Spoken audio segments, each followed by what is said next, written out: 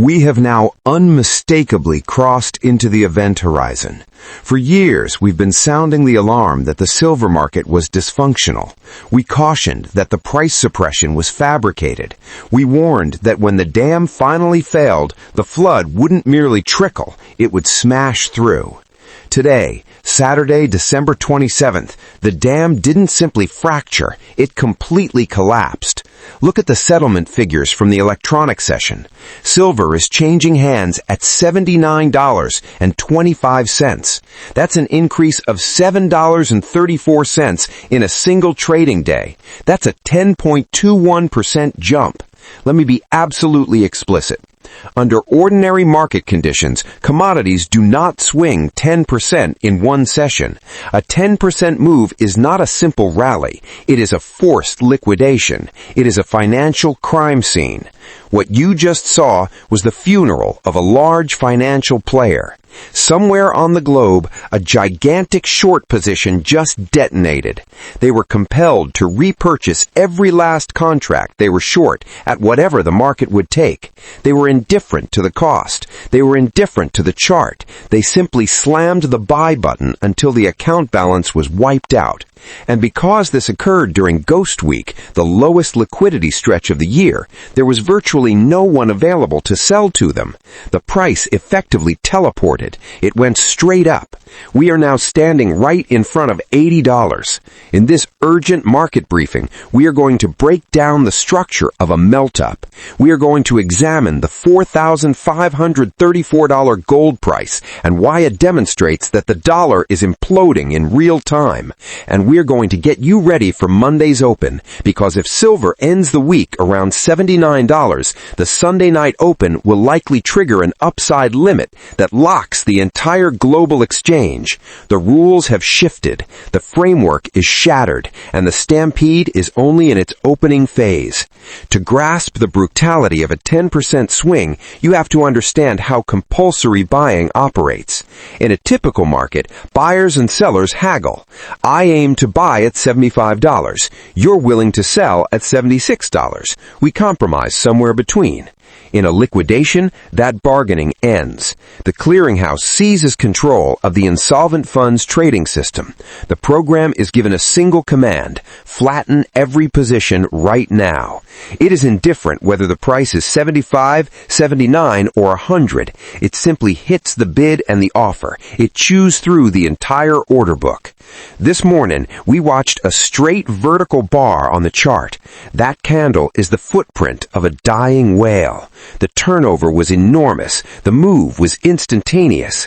This proves that the short squeeze has shifted from a hypothetical danger to a structural fact. The chain reactions are underway. First, the small spec shorts, then the family offices, now the big institutional players. Next in line are the bullion banks themselves. When you witness a 10% surge in silver, you are watching the global monetary system get repriced. This is not merely a story of supply and demand for one commodity. This is about confidence evaporating in the currency that denominates that commodity. Market participants are staring at the US dollar and saying, "Get me out no matter the quote." Now consider the backdrop: gold. Gold is the elder sibling. It typically moves first. Gold is currently quoted at $4,534, up more than 1% on the session. This is a landmark breakout. $4,500 was a level mainstream economists claimed could never be reached. They branded it a doomsday print. That doomsday has arrived. The very fact that gold is comfortably above $4,500 validates silver's explosion. If gold is $4,500 and the long-term historical gold-silver ratio sits around 15 to 1, silver's implied price is about $300. At $79, silver is still mathematically undervalued. It's behind schedule. It's attempting to close the gap. That mean reversion trade is extremely potent. Quant models scan gold, see it at record highs. Then they scan silver and see it still sitting roughly 50% 20% under its inflation-adjusted peak, and they start buying. They allocate billions into silver because it's the last major asset that is not yet fully adjusted to the new inflationary landscape. So don't fear the vertical chart. It looks intimidating only because we've been conditioned otherwise. We are accustomed to suppression. We are used to slow, grinding advances. Real price liberation is chaotic, and in this moment, silver is finally throwing off its chains. We need to address the weekend danger. It's Saturday. Exchanges are shut. The quote is frozen at 79.25. But the information cycle is whirling. Stories are starting to surface about bank insolvencies and hedge fund collapses. Whisper campaigns are building around a settlement breakdown in London. This creates a psychological pressure cooker for anyone who doesn't possess metal in hand. If you're sitting in paper claims, you're frightened. You're asking yourself whether the exchange will even reopen Sunday night. You're questioning whether your broker will still exist on Monday. That anxiety pushes money out of the paper system and into tangible bullion. We're already hearing that online coin and bar dealers have yanked their offerings. Site under maintenance, out of stock, call for a quote. These are textbook markers of a physical market seizure. They literally cannot post prices because the underlying metal is outrunning their pricing engines. If you attempt to purchase a coin right now, you may be quoted $100. The $79 screen price is already obsolete. The real-world cash price has pierced the 3-digit threshold. This gap between the frozen terminal and the frantic street is exactly what a currency crisis looks like. When you can't obtain goods at the official rate, the money unit has failed. We are walking through a turning point in financial history. The globe is waking up to the fact that paper IOUs are meaningless when the vault shelves are bare. Now, let's walk through the potential limit-up scenario on Sunday night. The CME Group operates under strict protocols known as circuit breakers. If silver advances by more than a specified dollar amount within a single session, the exchange suspends activity. They lock the tape. You can't execute a buy. You can't execute a sell. The screen simply freezes. With silver settling at $79.25, any significant gap higher at the Sunday reopen could slam us straight into that limit-up band. What follows? Panic. Raw, undiluted panic. Picture yourself as a short. You're bleeding millions. You're desperate to buy back and close the position, but the system flashes trading halted. You're stuck inside a burning structure with no exit. You're forced to wait until trading resumes, and when it does, the price opens even higher. That's how a market becomes locked limit up. It can remain pinned like that for multiple sessions. We watched similar episodes in nickel in 2022 and in lumber before that. Now the same script is being written in silver. If you see trading paused on Sunday night, do not freak out. Don't flood your broker with frantic calls. That message means your side of the trade is in control. It means buying pressure is so intense the exchange infrastructure can't cope. It is the strongest possible confirmation of the underlying thesis. But you have to brace for the chaos once the band is widened and trading resumes. True price discovery will be ferocious. Silver could swing $10 within a single hour. This is not an arena for margin punting. This is an arena for outright ownership. Revisit the so-called January effect. We've discussed it before, but the backdrop is now radically different. Funds that had circled early January as their entry window are staring at $79.25 and freaking out. They understand they dragged their feet. They missed the $70 buy zone. They missed the $75 buy zone. Now they're cornered. Do they chase it around $80 or stand aside? History tells us they chase. Big money managers are trend followers. They prefer to buy strength and sell into more strength. The fact that silver clocked a 10% gain in a single session actually enhances its appeal to them. It screams alpha. It screams outperformance. So on January 2nd, we're likely to see a tidal wave of capital smash into a structure that's already damaged. This 10% spike is just the foreshock. The true quake hits when the pension funds and large allocators pile in. We are laying the groundwork for a move that can easily launch us to $100 by mid-January. That said, we must stay grounded. No market climbs vertically forever without sharp corrections. A daily bar of plus 10% is often followed by wild chop. We may experience a profit-taking flush. Participants who accumulated around $65 are sitting on enormous wins. Some of them will ring the register. That could produce a sudden slide back towards $75. That would be routine. It would be constructive. Don't let a retrace scare you out. In a vertical bull phase, a $5 drop is simply a dip. It becomes an entry point for the whales who slept through the breakout. The primary trend is higher. The available float has vanished. The banking shorts are crippled. Every pullback is an opportunity. Now we have to address the black swan angle. When a market surges 10% in one day with no obvious headline catalyst, it typically signals that the headline is imminent. The tape smells it before the media does. Somebody somewhere is informed. Is it a looming bank failure? A sudden geopolitical flare-up? A fresh export restriction out of China? We don't know yet, but the behavior of the price says the development is serious. This is information asymmetry in real time. The well-connected are accumulating because they already understand what is about to be announced. By the time you see the story flash across your screen on Monday, the quote sheet may already read $85. That is why you trade the tape, not the press release. The movement is reality. The headline is the justification. So what is your assignment this weekend? Your task is to remain composed. You are witnessing a chapter of financial history being written.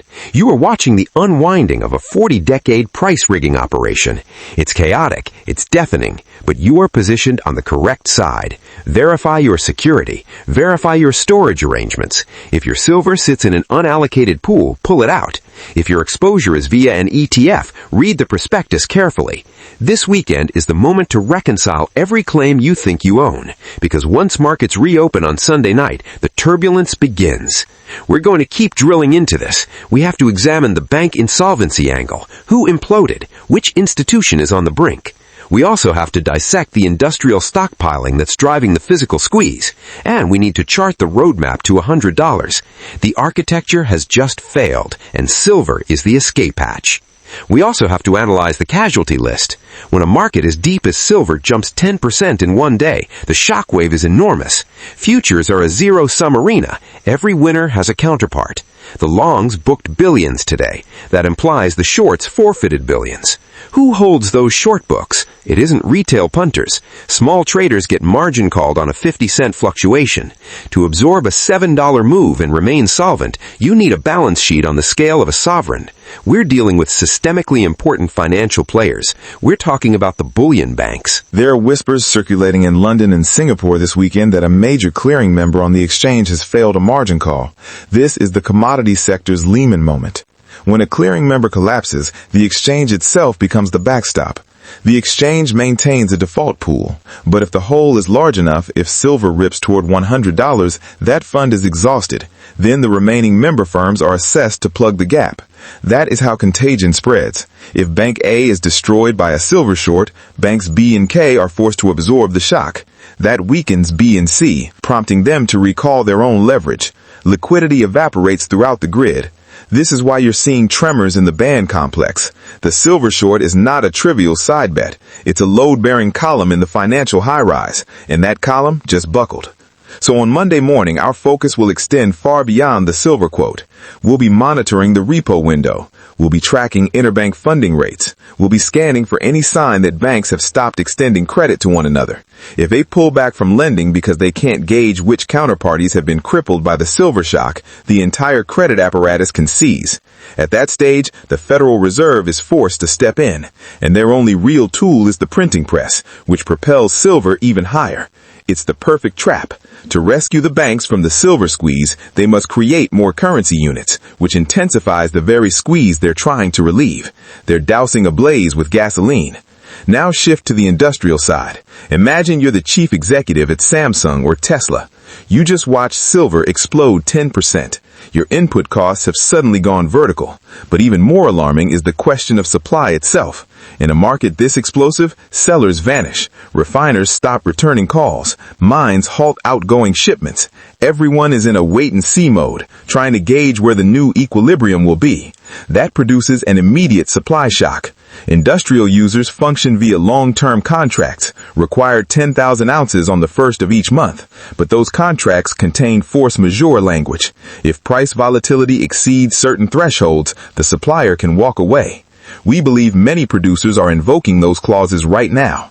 They're telling companies like Tesla, we can't ship at the contracted rate. The market is dysfunctional. That compels Tesla to step into the spot arena. They now have to compete directly with investors for physical units. This becomes a battle for atoms.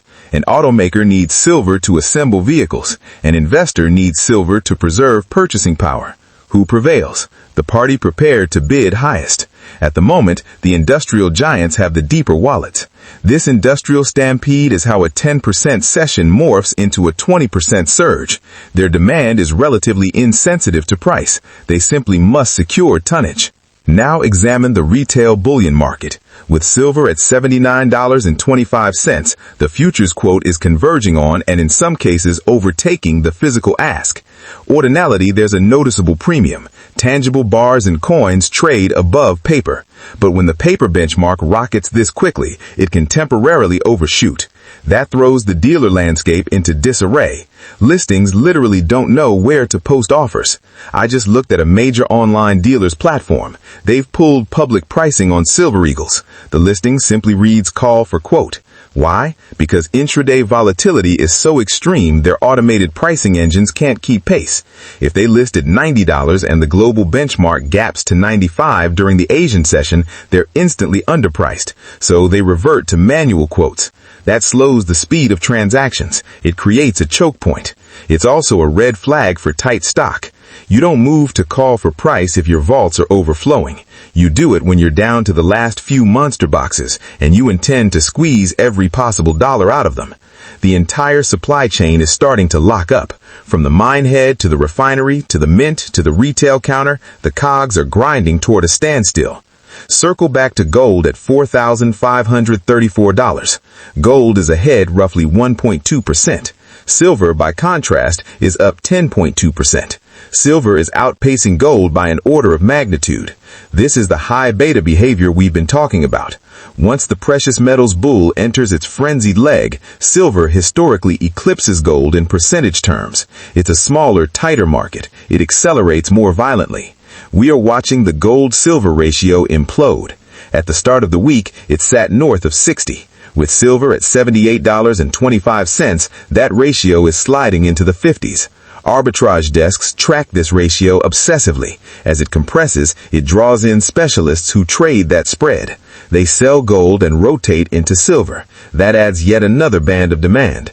Participants are unloading the expensive metal to accumulate the cheap one, which in turn drives the latter even higher. This reflexive loop usually doesn't stop until the ratio revisits long-term norms, 30-1 or below. At 30-1 with gold at these levels, silver prices near $150. So even after a 10% spike, silver remains the relative bargain. It still has roughly 100% upside just to align with gold's present valuation. Let's address leverage. Plenty of smaller traders are staring at this chart thinking, I missed it, it's overextended, I should short it. Do not attempt to fade a parabolic advance. Markets can behave irrationally far longer than your capital can withstand. Betting against a monetary metal in the midst of a currency crisis is financial self-destruction. What about the long side?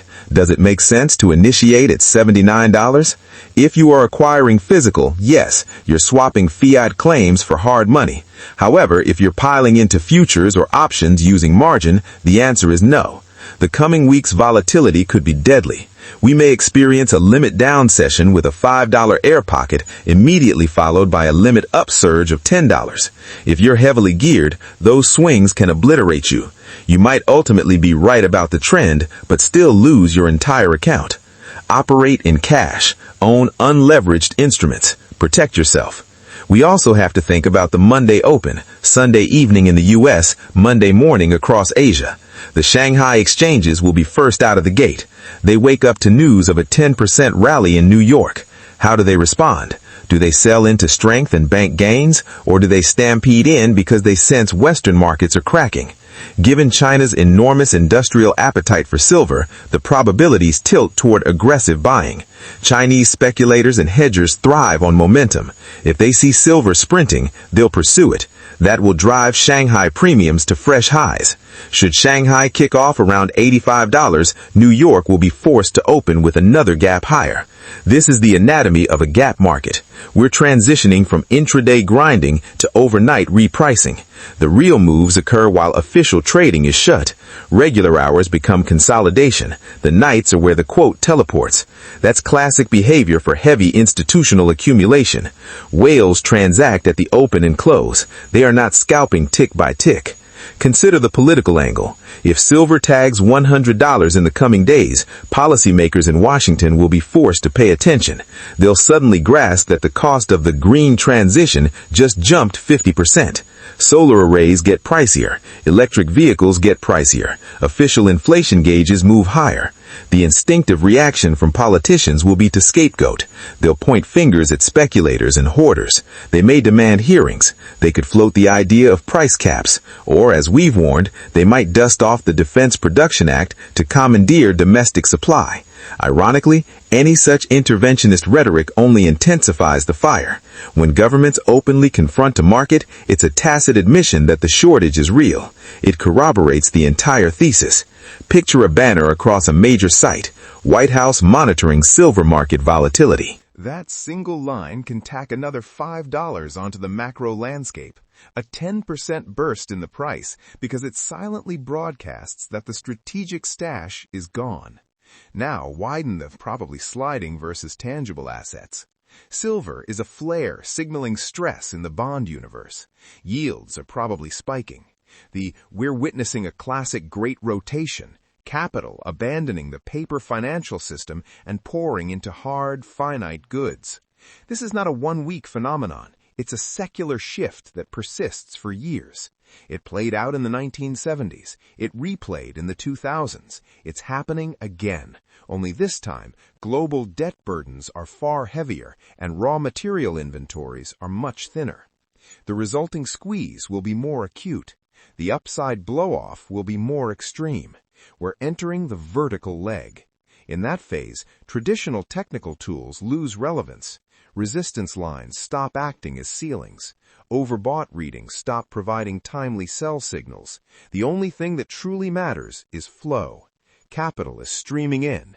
Metal is streaming out. Until that flow reverses or substantial new supply surfaces, the trajectory remains higher. Look at the volume histogram. Today's turnover was the largest of the entire year. That's confirmation. The price didn't drift higher on thin trade. It ripped higher on enormous participation. That tells you institutional capital was driving the move. This was not a flimsy, low-volume holiday melt-up like we saw on Boxing Day. It was a full-throttle slugfest, and the buyers overwhelmed every offer the banks could muster. The available float overhead has been absorbed. The shelves above $80, $90, $100 are increasingly bare. So what is your practical to-do list this weekend? Get ready.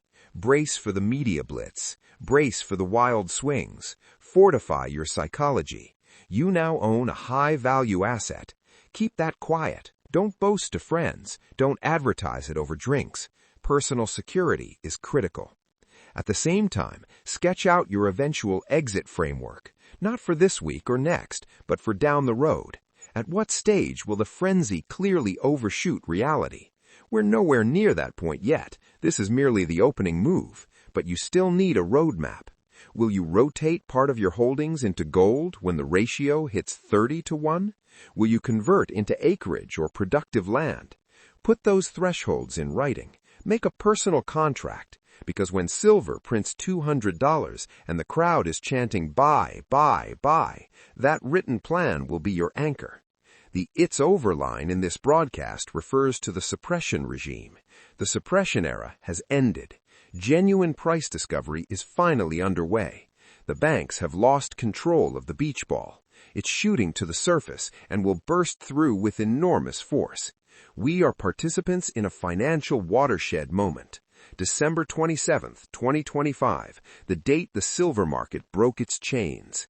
We are enduring what may be the longest weekend in market memory. It's Saturday, December 27th. The silver quote is stuck at $79.25. Exchanges are shut. Banks are shut. Vault doors are sealed. But fear doesn't take the weekend off. Right now, in conference rooms from London to New York to Hong Kong, emergency sessions are underway. Chief risk officers are combing through portfolios. They're staring at the 10% hole blasted into their positions and realizing that when trading resumes Sunday night, they may not have the liquidity to make it through the weekend. In this third segment of the emergency briefing, we're going to dissect the systemic hazards that have just been set in motion. We'll outline why a 10% jump in a key commodity is more than a trading anomaly. It's a clearinghouse crisis.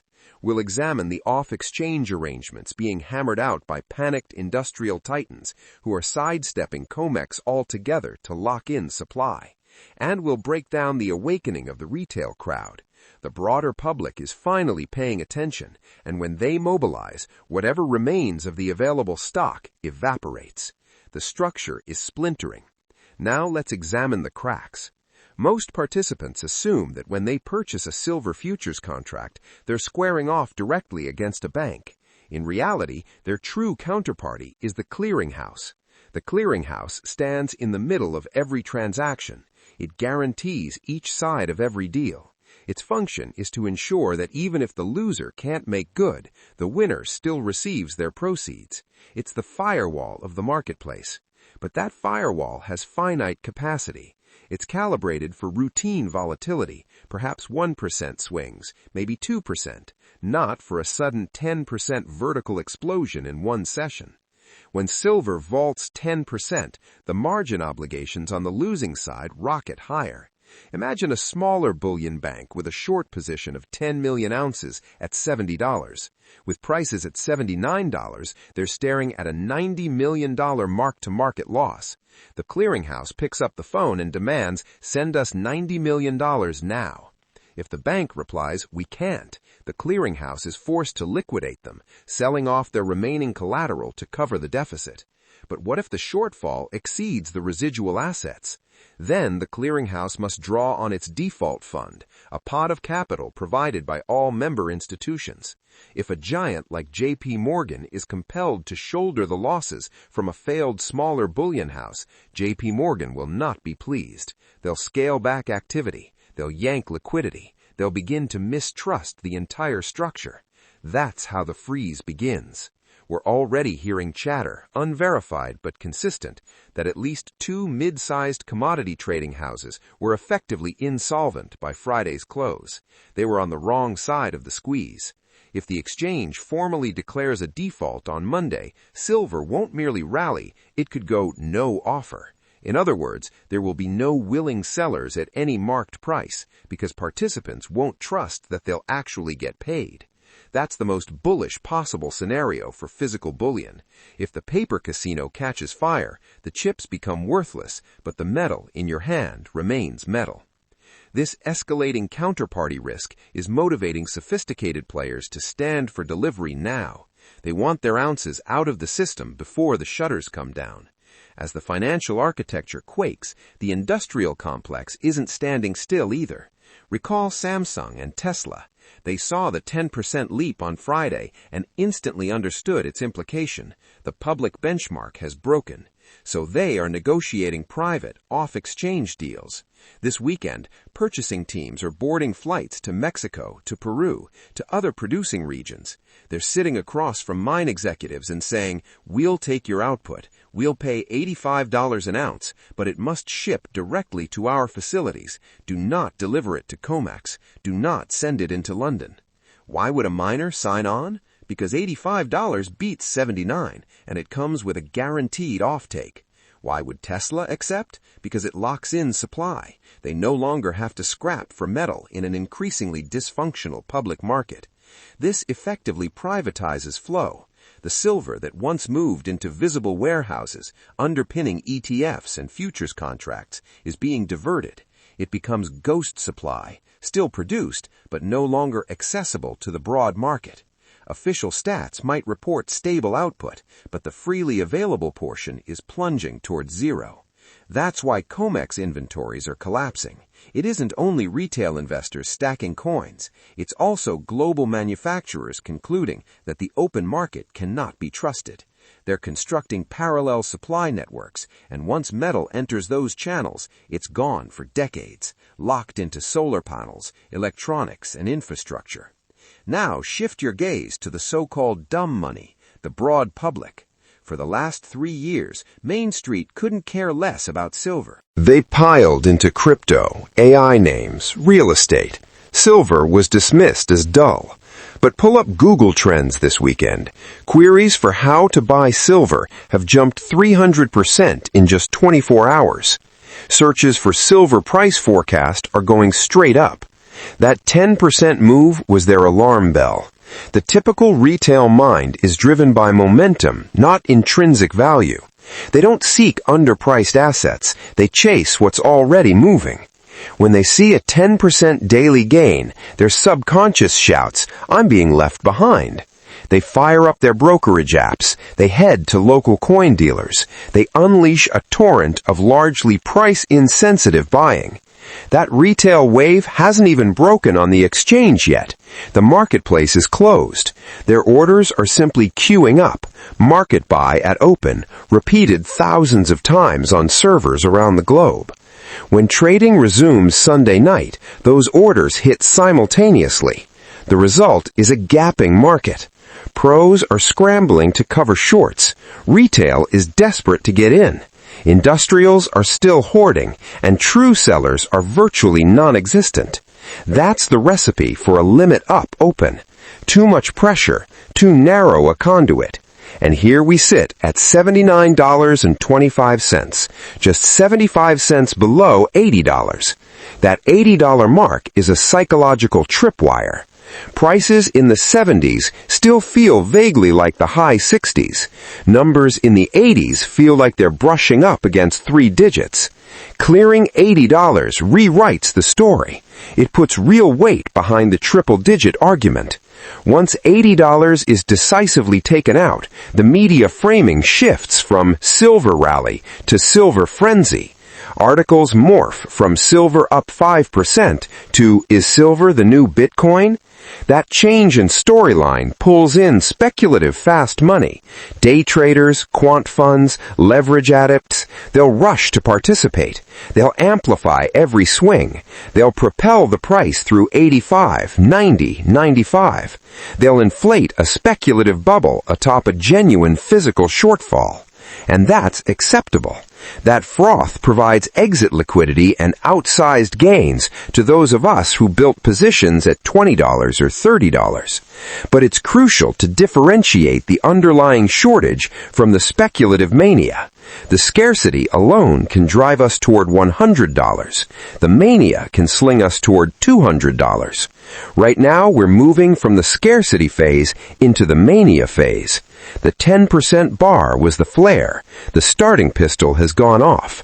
So we have a brittle system, an industrial sector aggressively stockpiling, a public that's finally stirring, and a price hovering right beneath $80. What unfolds Sunday night? Asian exchanges flip the switch first. They'll be staring at the American close and that 10% surge. Are they likely to dump? Highly doubtful. China remains the dominant marginal buyer. Odds are they'll mark prices up on the open to lock in additional supply. In the fourth and final installment of this emergency series, I'll lay out your Sunday night game plan. I'll specify what to monitor as Globex comes online. I'll revisit the mechanics of limit up so you don't lose your composure if trading is paused. And I'll offer a final judgment on managing your own psychology in the middle of a vertical melt-up.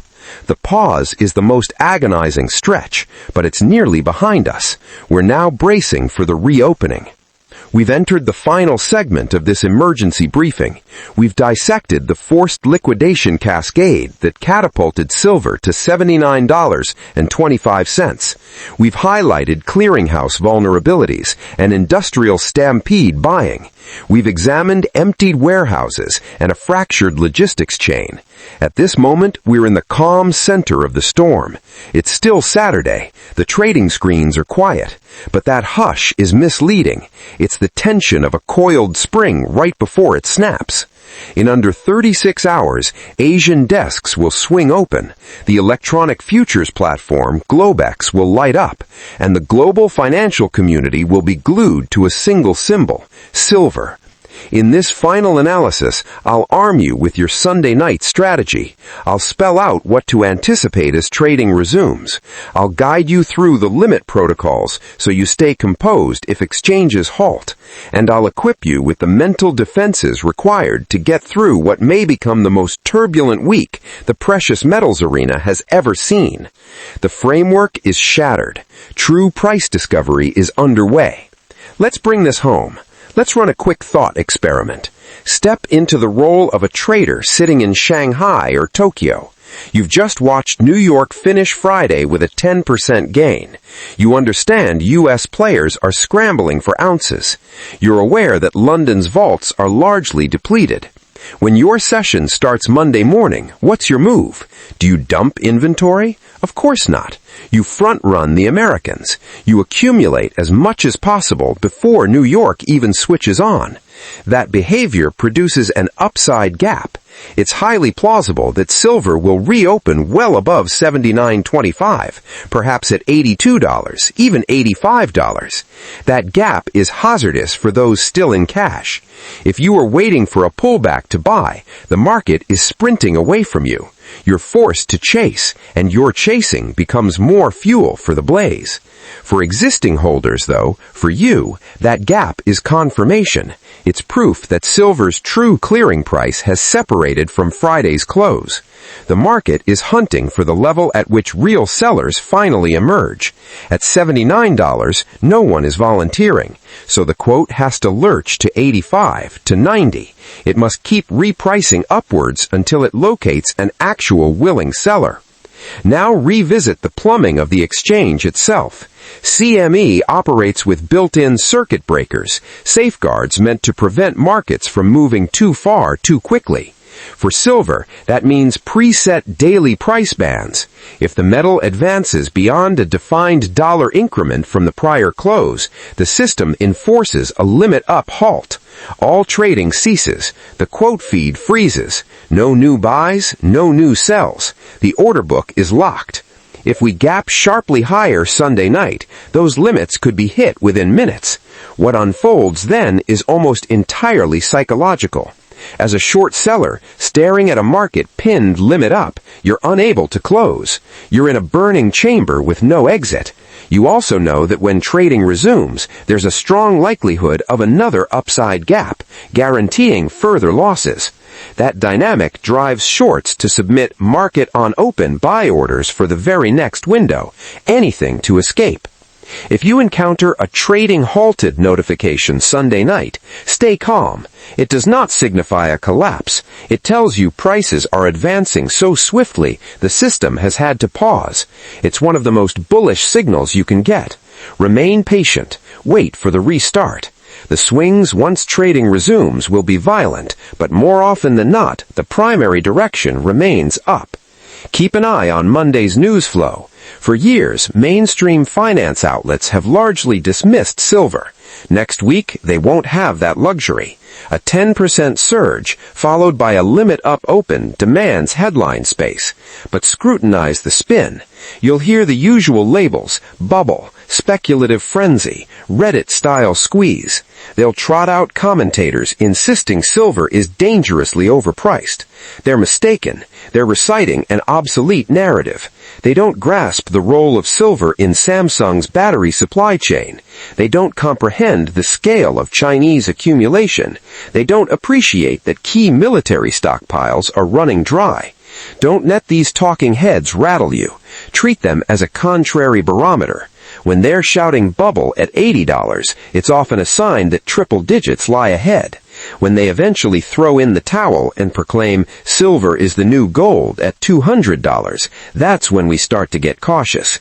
At the moment, they're still stuck in denial, and denial is bullish. Let me address you directly, the individual holder. You endured the bear phase. You sat tight through the long sideways grind. Now you're finally ahead. And paradoxically, success is psychologically difficult. You'll open your statements and see figures you never imagined. You'll start running mental calculations. If I cash out here, I could buy that car, clear the mortgage, change my lifestyle. The urge to lock in gains will be one of the strongest impulses you've ever felt. But pause and ask, what exactly am I exchanging into? Are you swapping for fiat dollars, the same units hemorrhaging purchasing power by the day? The same units the U.S. government is creating in bulk to prop up the bond market? If you liquidate your silver at $80, you're surrendering a finite asset for an effectively limitless liability. You're stepping off a sturdy lifeboat back onto a listing vessel. Unless you face a truly life-altering need for that cash, hold your ground. We are in a long-wave supercycle. These arcs play out over years, not trading sessions. The rise from $20 to $50 was a preliminary act. The advance from $50 to $100 is just the opening inning. The trajectory from $100 toward $500, that's the core of the drama. Don't abandon your seat before the main performance begins. So here is the bottom line on this extraordinary weekend. The structure fractured on Friday. Paper shorts were forcibly unwound. The underlying physical scarcity was dragged into the open. We are moving into a true price discovery phase that will be studied for decades. The traditional banking players have lost their grip. Prices are now being dictated by frantic industrial consumers and accumulating nation-states. $79.25 is not a ceiling, it's a breakout line. It's the instant when the beach ball finally burst above the surface. Your playbook for the coming week is straightforward. Watch the Sunday Night Open, note the size of the gap, be mentally prepared for trading halts. Limit-up pauses are very much on the table. Tune out the noise of intraday turbulence. $10 intraday ranges are about to become routine. Safeguard your holdings. Treat security as non-negotiable. You are watching one of the largest wealth transfers of this era, from paper claims to physical assets, from leveraged debt to real equity, from Western balance sheets to Eastern vaults, and you're positioned in the middle of it, owning one of the few things that truly count.